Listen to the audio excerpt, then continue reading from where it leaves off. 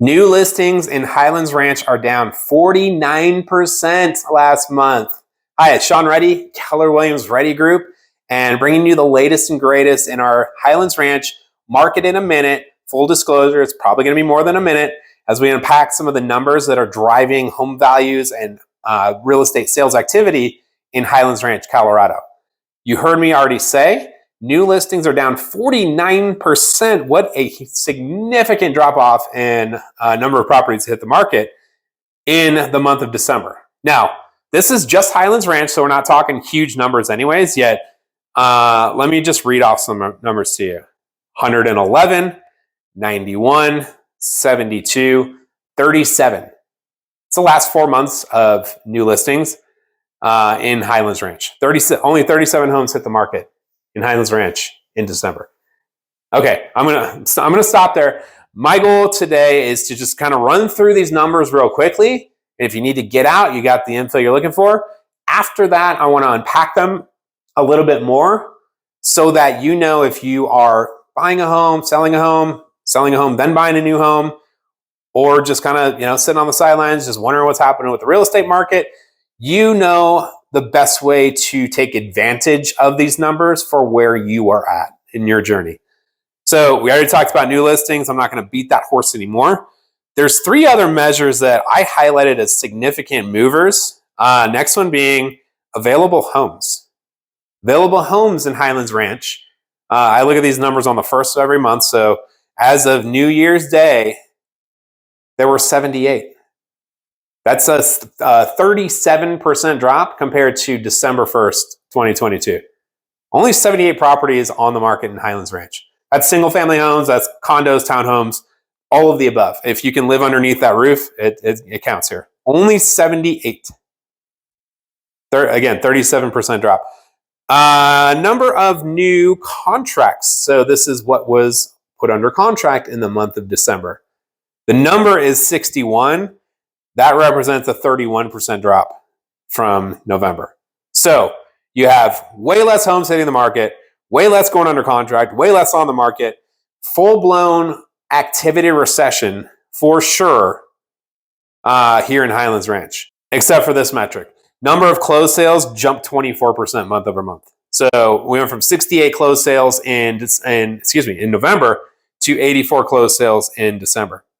Now, I will caveat that with December is typically the 3rd, maybe 4th or 5th busiest closing month of the year for a number of reasons we won't get into. So this year represents a 24% jump month over month from November to December. Easy for me to say. 68 homes closed in November, 84 again in December. Okay, everyone wants to know pricing, right? What are prices doing?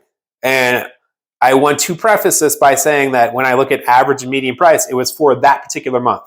So I'm only looking at 84 average, the average of 84 prices versus the month before the average of 68 prices versus the month before the average of 113 prices.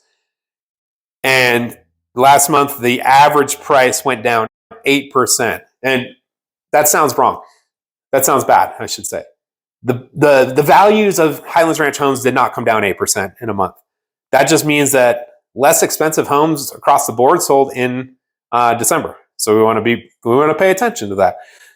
And there was to put that in context, there was a 9.3% jump in average price in November. So we just basically erased that.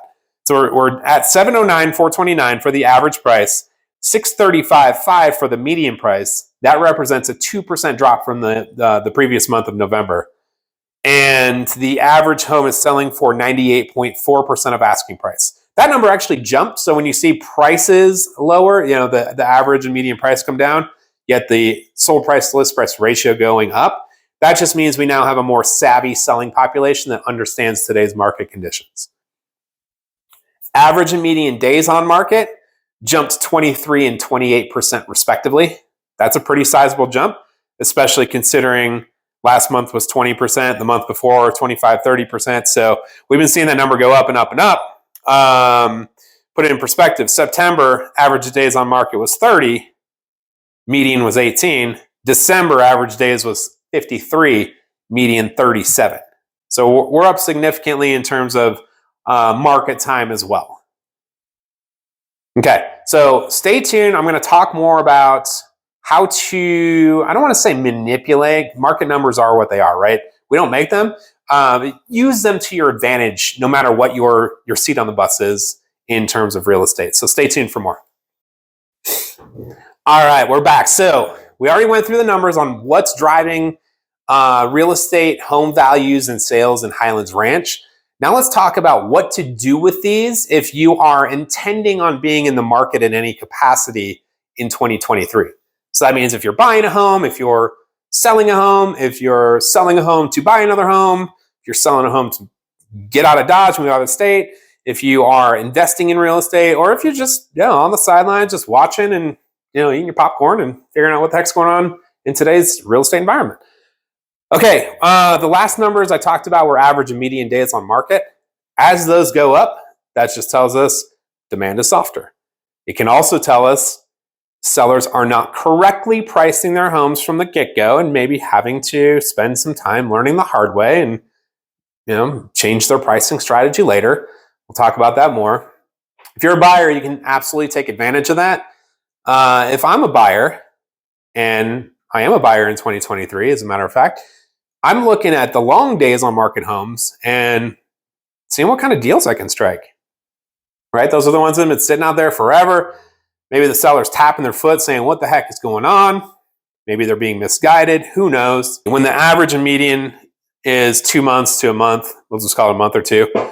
When you see properties that are on for 3, 4, 5, 6, 7, 12 months, something went sideways to keep those houses on the market that long.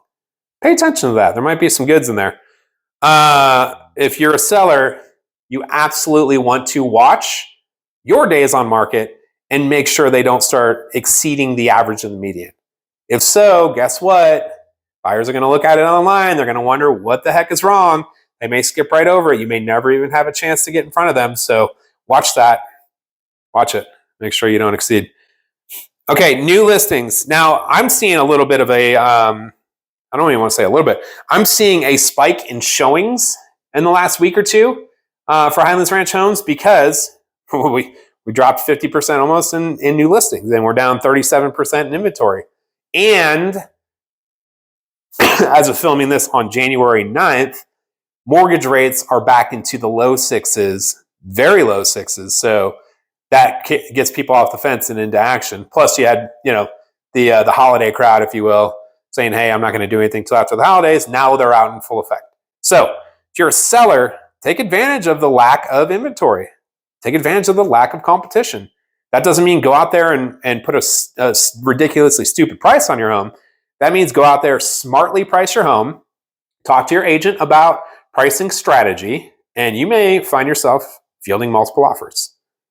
If you're a buyer, obviously seeing new listings drop 50% isn't awesome, and yet there's still 78 properties on the market to choose from. Sales contracts dropping.